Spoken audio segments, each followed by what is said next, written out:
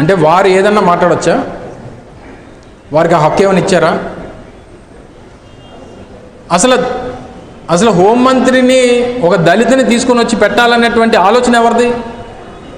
ఎప్పుడన్నా తెలుగుదేశం పార్టీలో జరిగిందా? మొట్టమొదటిసారి ఓ హోంమంత్రి స్థాయిలో ఒక మహిళను పెట్టాలనేటువంటి ఆలోచన దివంగత మహానేత రాజశేఖర రెడ్డి చేశారు.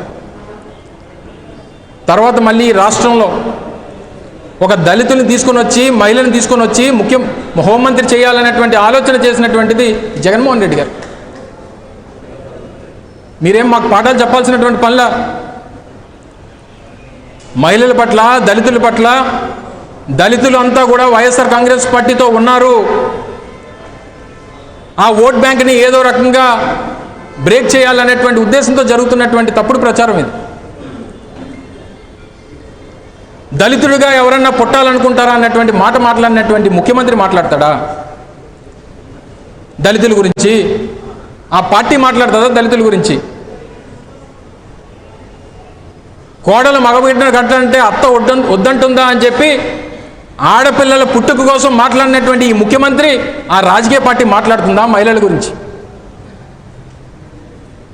దయచేసి వారికి అర్హత లేదు అనేటువంటి విషయాన్ని దయచేసి ఇందులో మహిళా లోకాన్ని, దళితుల్ని దయచేసి ఇందులో తీసుకురావద్దు అనేటువంటి విషయాన్ని మరొకసారి కోరుతా ఉన్నా.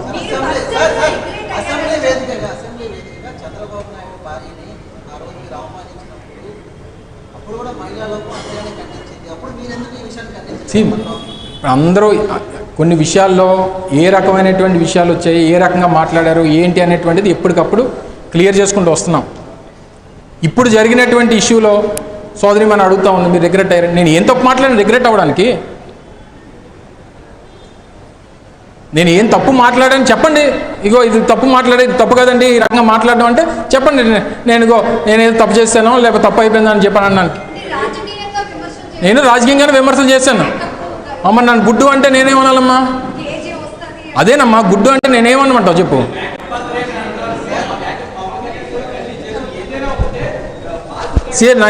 నేను మిస్ అయ్యాను కానీ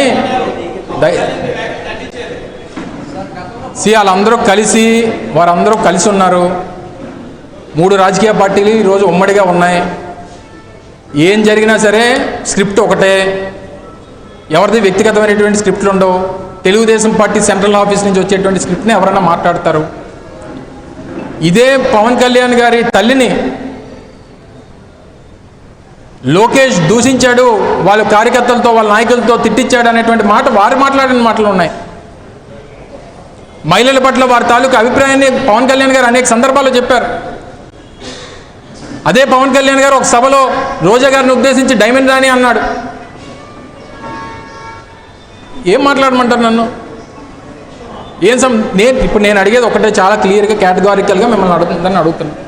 పత్రికా మిత్రులు ఉన్నారు, గడిచినటువంటి 3 రోజులుగా చూస్తున్నారు. నేను మాట్లాడినటువంటి మాటల్లో దేనికి రిగ్రెట్ అవ్వాలి చెప్పండి? నేను చేసింది రాజకీయ ఉపన్యాసం, మా కార్యకర్తలతో జరిగినటువంటి ఒక సమావేశంలో మాట్లాడినటువంటి మాటలు, అందులో మనోభావాలు దెబ్బతినడానికి ఇంకో భావం దెబ్బతినడానికి ఏం తప్పుంది చెప్పండి? నేను రాజకీయంగానే చేశాను. మరి నన్ను అన్నది ఏంటి? కానీ నన్ను అంటే ఎవరిని అన్నట్ట? గుడ్డు అంటే ఎవరిని అన్నట్టు? కాదు, గుడ్డు అంటే ఎవరిని అన్నట్టు?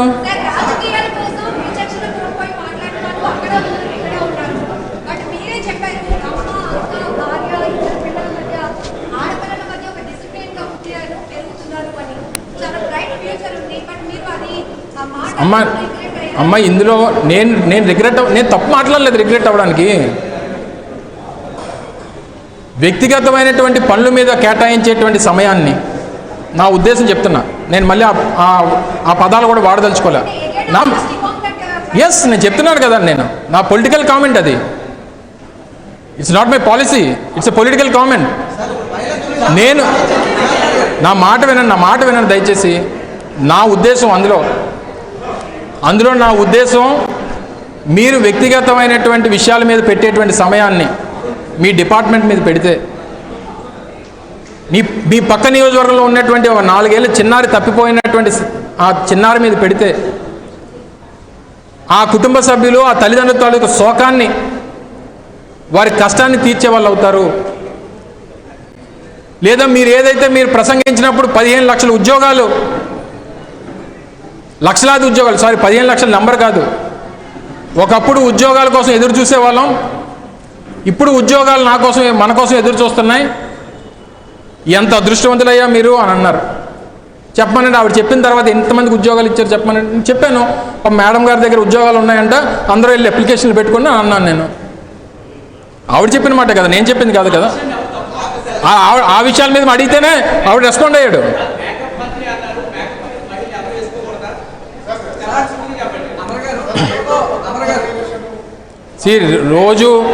రోజు మీ ఇంట్లో ఆడవాళ్ళు, మా ఇంట్లో ఆడవాళ్ళు, లేకపోతే ఇంకొకరి ఇంట్లో ఆడవాళ్ళు వేసుకున్నటువంటి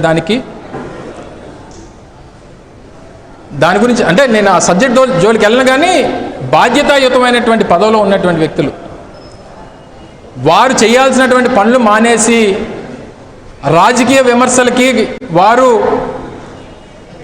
కట్టుబడి ఉంటున్నారు తప్ప ప్రజా సమస్యల్ని, లా అండ్ ఆర్డర్ ఇష్యూస్ని, డిపార్ట్మెంటల్ ఇష్యూస్ని దాని మీద శ్రద్ధ పెట్టి వాటిని ఆ క్రైమ్ రేట్ని ఏ రకంగా తగ్గించాలి, ఏ రకంగా అత్యాచారాలు తగ్గించాలి, ఏ రకంగా హత్యలు తగ్గించాలనేటువంటి దాని మీద పెట్టమని నా ఉద్దేశం.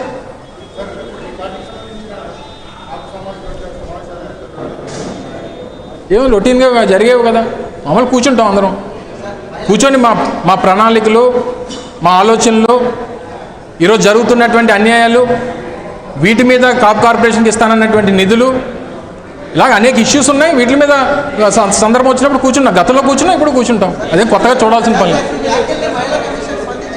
ఏమో నాతోనే ఎవరో మాట్లాడలేదు. ఎవరిచ్చినా ఏదిచ్చినా నా సమాధానం ఒకటే చెప్తున్నా కదా, ఇస్తే మాట్లాడతాం కదా. వ్యవస్థల మీద నాకు అపారమైనటువంటి గౌరవం ఉంది.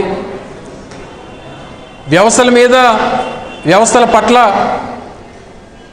ఒక రాజకీయ కుటుంబం నేపథ్యం నుంచి వచ్చినటువంటి వ్యక్తిగా, 50 సంవత్సరాల రాజకీయ లెగసీ ఉన్నటువంటి కుటుంబం నుంచి వచ్చినటువంటి వ్యక్తిగా వ్యవస్థల మీద నాకు అపారమైన గౌరవం ఉంది. ఎవరు ఏది ఇచ్చినా సరే దానికి సమాధానం చెప్తా, నా విధానాన్ని, నా పాలసీస్ని అన్నింటిని కూడా వారి ముందు పెడతా. Thank you. ఒకటి చెప్పాను కదండి, అంటే కొన్ని శాంపిల్స్ చూపించాను. అన్నీ చూపించాలంటే మీకు సాయంత్రం వరకు కూర్చోబెట్టాలి మిమ్మల్ని.